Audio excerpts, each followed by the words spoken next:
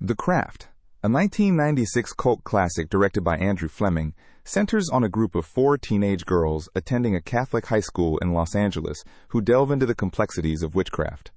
The narrative begins with Sarah Bailey, played by Robin Tunney, a newcomer to the city, who quickly becomes an outsider due to her mysterious past and rumored suicide attempt. Her life takes an unexpected turn when she befriends a trio of misfit girls, Nancy, Bonnie, and Rochelle, each grappling with their own personal demons.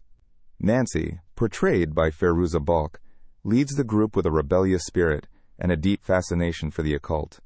Together, the girls form a coven, using their combined powers to navigate the challenges of adolescence and to seek revenge on those who have wronged them.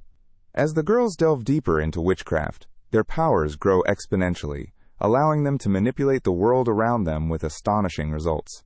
Bonnie, played by Neve Campbell, uses her newfound abilities to heal the severe burn scars that have marred her confidence.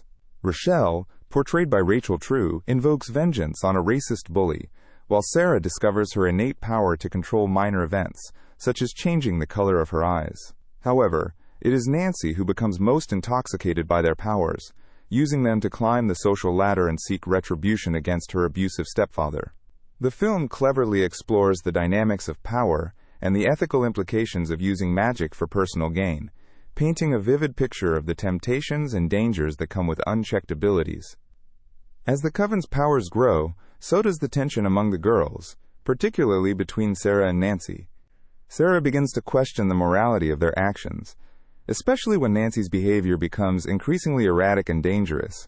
Nancy's obsession with power leads her to invoke the spirit of Manon, a fictional deity representing the ultimate force of nature, granting her immense abilities, but at a great cost. The film takes a darker turn, as Nancy's actions spiral out of control, leading to a series of tragic events that test the limits of their friendship and the true nature of their powers.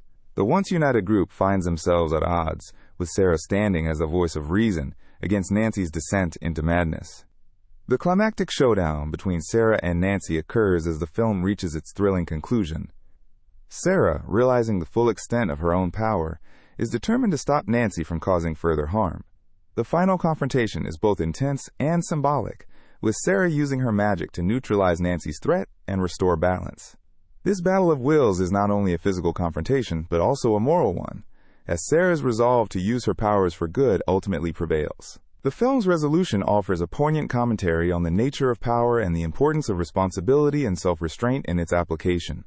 The Craft concludes with Sarah reclaiming her life, having grown stronger and more self-assured through her experiences. Nancy, stripped of her powers and committed to a psychiatric institution, serves as a cautionary tale of the destructive potential of unchecked ambition and power. The film ends on a reflective note, with Bonnie and Rochelle seeking reconciliation with Sarah, who wisely chooses to keep her distance. The Craft leaves a lasting impression with its blend of supernatural elements and teenage drama, offering a unique perspective on the trials of adolescence and the allure of power. Its enduring popularity attests to its compelling narrative and the resonant themes of friendship, identity, and the consequences of one's choices.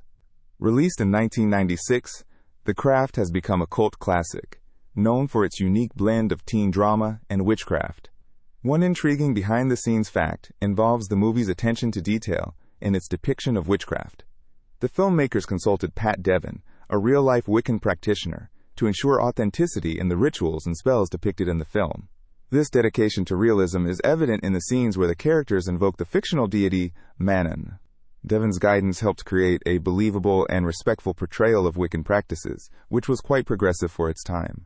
Additionally, the film was shot in various locations around Los Angeles, including the iconic Canoga Park High School, which served as the backdrop for the fictional St. Benedict's Academy. The casting process for The Craft is another fascinating aspect of the film's production. Robin Tunney, who played the protagonist Sarah Bailey, had just finished filming Empire Records and arrived on set with a shaved head. To maintain continuity, she wore a wig throughout the movie. Meanwhile, Fairuza Balk, who played Nancy Downs, had an intriguing connection to witchcraft even before filming began. She purchased an occult shop in Los Angeles after filming, further solidifying her association with the role. These casting choices contributed to the film's authentic feel, as the actresses brought their unique energy and backgrounds to their characters, enhancing the overall dynamic of the coven. Beyond casting, The Craft is filled with subtle Easter eggs and references that enrich its narrative. For instance, the bookstore scene features several classic texts on witchcraft and the occult, showcasing the filmmaker's dedication to authenticity.